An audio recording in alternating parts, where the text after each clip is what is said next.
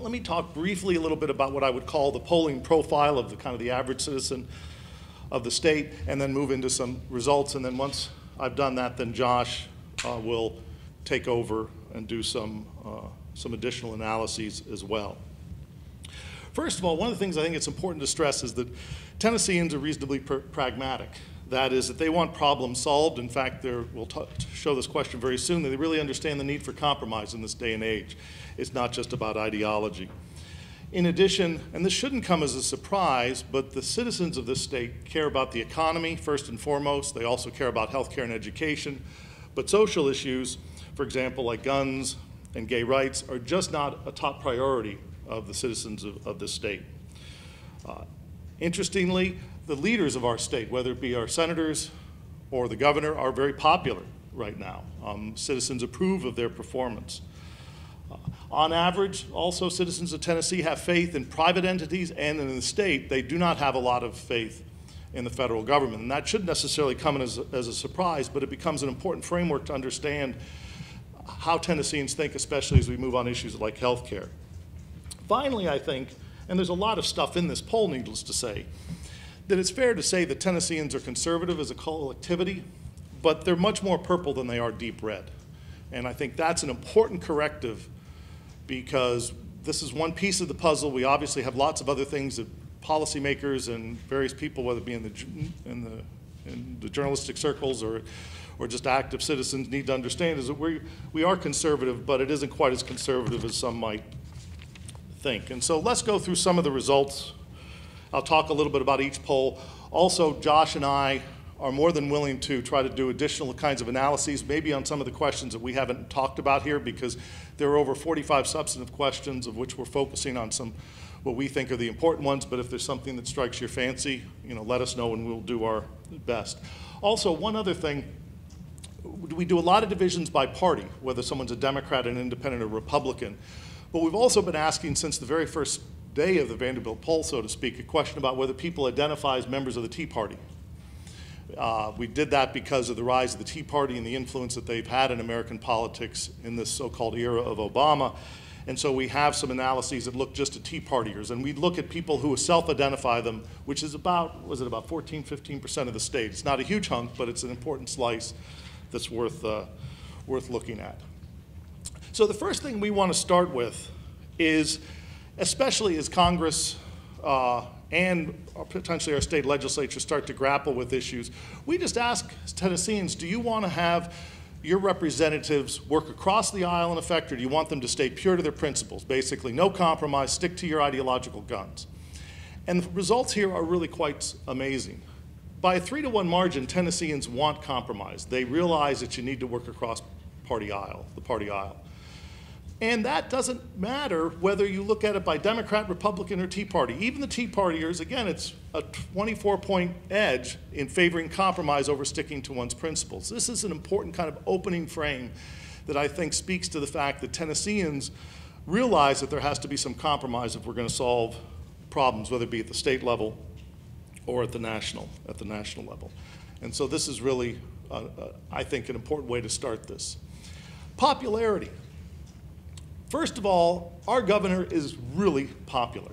68% view him popular, and you put that in context to other governors across the country, he's doing really well. Even Christie, who is dealing with a crisis, and inevitably people's popularity pops up when a crisis, is only slightly higher than our governor. And there's a couple other governors, one in Oklahoma that might be quite in that range, but most are much lower. So he is doing very well by this standard. Our state legislature is doing okay. It's showing some variability, but certainly a lot less popular. But let's break this down by party. And this is really an amazing testament to Haslam's popularity. The governor has 60% approval among Democrats. Among Democrats. That is a very high number. The state legislature, by contrast, shows more of a partisan cast to it, where there's a bigger gap between the Democrats and the Republicans. But Haslam's popularity is really something that I think is worth investigating, and we've been asking about it since the inception of the poll, and we'll obviously continue to ask about it. Here's approval of what we term federal figures. That is of Lamar Alexander, of Bob Corker, and of course Barack Obama. Again, our state leaders are popular. You can see there's been a little uptick in Senator Corker's popularity. I'll let Josh talk a little bit about that in a second.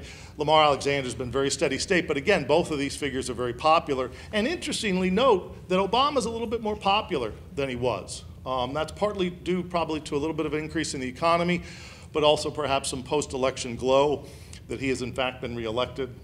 But 45% is not horrible, and it's somewhat surprising. Not somewhat surprising, but I would have guessed a little bit lower, but nonetheless popular. Congress is not popular. Which is, again, evidence that the poll's doing something right, because if all of a sudden we found a popular Congress, we'd have something to explain. But by party, the results are also interesting.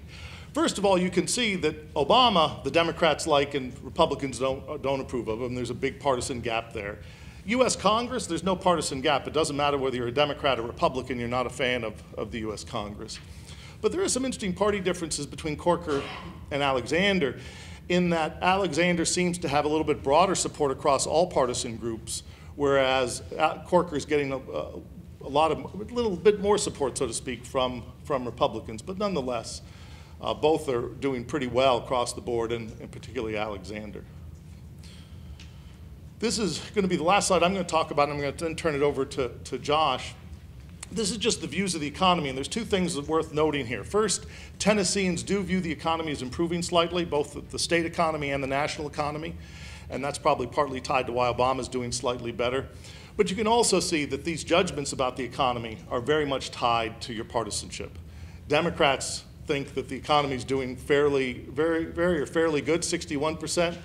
But Republicans only 26%. So one of the polarization aspects of this country is it's even infiltrating into how people think about the state of the economy, and that's why this is important to make sure that we are trying to stay above that and making sure that we're just providing information to both sides, because there's polarization everywhere, and it's embedded in these questions as well. And I'm going to let Josh take you through another bunch of slides.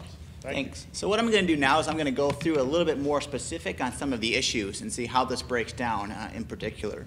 So one thing, given the view of the economy, a prominent issue that's getting a lot of prominence is what to do about the fiscal cliff. And so we asked Tennesseans what the most preferred option would be in terms of dealing with the fiscal cliff and how to address the federal budget deficit. And I think the findings that we have are pretty consistent with the theme that kind of John opened up with, is that basically Tennesseans are very pragmatic. If you look at here, you see a mix that what Tennesseans want is a mixture, right? They want some additional revenue. Here, they favor reducing tax deductions of families who make more than $250,000 a year and limiting, kind of allowing those tax cuts to expire. But they also want some reduction in terms of spending, right? And there's clear partisan divisions among those if you look closely, but kind of overall, it's kind of consistent with a more bipartisan, you need some of both, right? Which is kind of consistent with the leadership that some of the senators from Tennessee, Corker and Alexander, have taken on this particular issue. So again, it shows a deep kind of pragmatic view that you need some of both if we're going to address the economic issues. So dealing with another issue that's at the intersection of kind of national issues and state issues, it deals with the implementation of the Affordable Care Act, right? So the Health Care Act that was passed. And so there's a lot of aspects of this law, right, that are falling to the state, and the state has to decide what to do, in particular about what to do about the Medicaid, right, to expand that to cover more low-income people, or whether to set up its own health care exchange, for example. And so we asked two questions that get Tennessee viewers and registered voters what they think about these two particular aspects. What we can see is that there's a big split, right? Tennessee is very narrowly divided about whether or not to expand Medicaid to cover more low-income uninsured voters. The other interesting thing, particularly given recent events, is what to do about the health care exchange, right? Tennessee has the option to set up its own health care exchange or defer to the federal government. And what we find among registered voters, 53% want the state or would prefer the state run its own exchange rather than have that exchange run by the federal government. So if we break that down further, right, and so we look at that number by the partisanship, so that's the slide on the right-hand side, again, there's quite a bit of a partisan division about what you want, whether the state or the federal government should run that. In particular, 73% of Republicans want the state to run health care exchanges in Tennessee, only 31% of Democrats. Now that may seem a little bit odd, but it's a question that the voters are thinking about, is would they rather have Washington, D.C. run health care or Republicans in Tennessee running health care? And so there's a clear partisan divide there, because Republicans want the state to run health care exchanges in Tennessee, whereas Democrats are more willing to let the national government run health care and the health care exchanges. So at one point that may look a little bit odd given some of the national discourse, but once you think about the question of who's going to run the health care exchange, it breaks pretty cleanly along kind of partisan lines.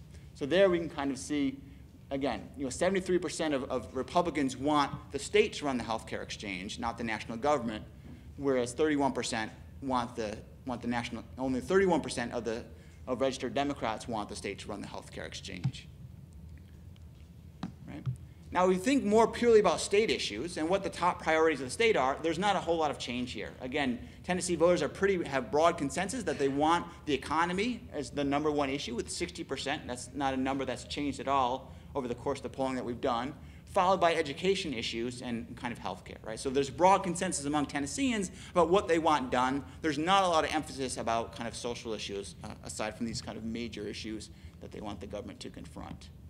So going again on more specific issues that have been talked about at the state level, so one thing relates to the implementation of elections. So there's been some talk about how we select judges in Tennessee and whether or not the governor ought to appoint the judges, or whether we should have elections to choose the judges.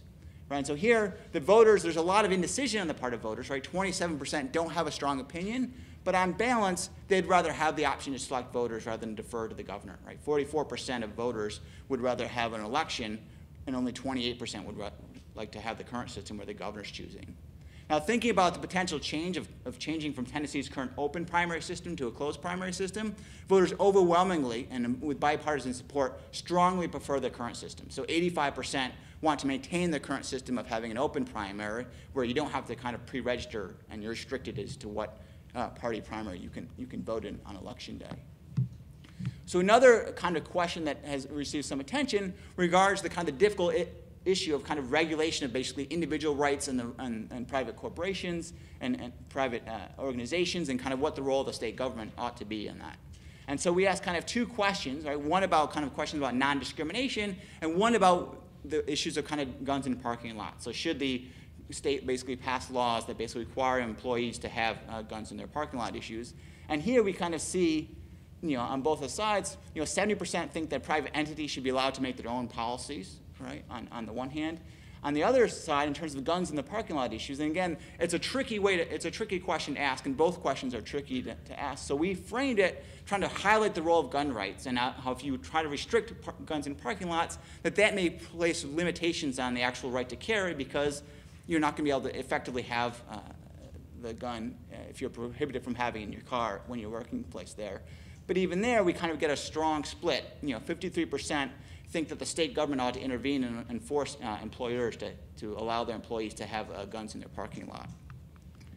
And this breaks down again if we look at partisan differences on these two questions. So in terms of whether or not the state should intervene to kind of force non-discrimination by private entities, you can see that Democrats are more supportive of that, right? Republicans are least supportive of action by the federal government to kind of, enforce non-discrimination by churches and kind of organizations. And in terms of the guns issue, again, you see Republicans are kind of most supportive of forcing kind of the state government to intervene and kind of force employers to allow their employees to have guns, even if it means keeping those in the car, in the parking lot. Right? Now, turning now to the issue about education, right, it's another prominent issue that Tennesseans deal with, and we can see that there's, again, broad, widespread support for consensus about the role of charter schools and kind of alternative education besides just public schools.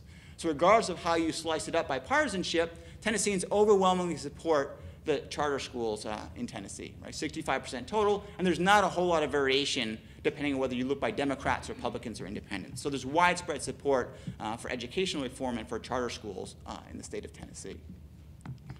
Moreover, there's a little bit of a distinction if we ask voters to think about how their performance of their local schools is doing relative to the state as a whole. And so here we see a common theme that members of Tennessee voters are much more happy with their local schools than they are with the state schools as a whole, right? So there's a little bit of a discrepancy there, but that's not terribly surprising given what we know about how people think about these issues. And then finally, if we think about the public face of government, right, the perceptions about public employees and teachers, we can see that, again, Tennesseans are not overly hostile towards the public employees, right? So Tennessee is not like Wisconsin, where there's a huge backlash against public employees or teachers. In fact, if we ask them how they're being compensated, Tennesseans think, if anything, right, the compensation that public employees and teachers get is either about right or they're somewhat underpaid. No one thinks that the state employees in Tennessee or teachers, right, are overpaid. And that's, again, reflecting that they kind of think that the government is not an oversome or not too burdensome relative to the impressions that exist in other states. So that's just kind of an overlying baseline. And again, we're happy to go into any additional questions that you may have. There's lots of things that we did not talk about. But to bring it all home, I think the overall impression that we get is that Tennessee, if you look at the views of what is being espoused by the registered voters that we survey, there's lots of support for basically pragmatic compromise. There's lots of support for our state leaders. And if you look at the particular policies that are being supported, again, there's some partisan divisions, but again, there's a lot of consensus about the need to get things done and kind of work together across state aisles.